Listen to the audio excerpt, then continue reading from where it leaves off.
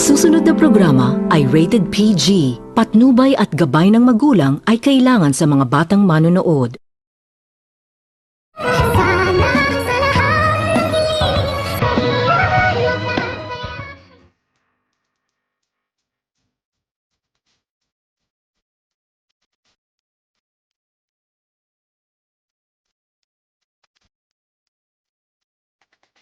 Nang dahil mahal nito ni Eric itong si Giselle at mas pinapahalagahan nito ni Giselle ang kanyang career dahil takot na takot ito sa kanyang daddy kung kaya't ibayan nito ni Eric itong si Giselle at dito nang malaman nito ni Eric na ipinaampon ang kanilang anak ay agad naman din itong kinuha ni Eric ang kanilang anak sa bahay ampunan at pinalaki nito ni Eric ang kanyang anak na mag-isa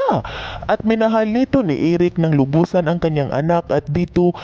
hindi naman din ito inilihim ni Eric sa kanyang anak ang katotohanan kung kaya't nagkimkim ito ng galit itong si Justin at gusto itong makapaghiganti sa kanyang mami. Dito nang nasa tamang edad na itong si Justin ay agad naman itong kinausap ni Justin ang kanyang daddy na panahon na umano na maniningil itong si Justin sa kanyang mami kung kaya't nauna itong si Justin na pumunta sa Maynila at dito agad itong nagtungo sa Apex Medical Hospital at agad nitong na-encounter ni Justin ang kanyang mami at nakatikim pa ito ng sampal ng kanyang mami pagkatapos nitong pagsabihan ni Justin itong si Giselle na wala umano itong kwentang ina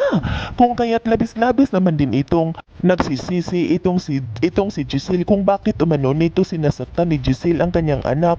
at nang malaman nito ni Giselle ang katotohanan na itong si Justin na kanyang nasampal ay kanya pala itong anak ay labis-labis naman din itong nagsisisi sa kanyang sarili at nanghihingi ito ng tawad sa kanyang anak ngunit hindi ito pinatawad agad ni Justin ang kanyang mami kung kaya't hindi nito sinukuan ni Giselle ang kanyang anak at dito nang magkamabutihan muli itong si Giselle at sa ama ng kanyang anak na itong si Eric ay labis-labis naman din itong natutuwa itong si Eric dahil ang buong akala nito ni Eric ay hindi umano ito mahal ni Giselle ngunit ngayon na magkaharap sila ni Giselle ay inamin nito ni Giselle sa harapan ni Eric na mahal umano nito ni Giselle itong si Eric ngunit natatakot lang umano itong si Giselle sa kanyang papa kung kaya't nagawa umano nito ni Giselle na iiwan ang kanilang anak sa bahay ampunan dahil natatakot umano itong si Giselle na baka gagawin umano sa kanyang ama katulad sa kanyang kapatid na itong si Ubing na pinapalayas umano ito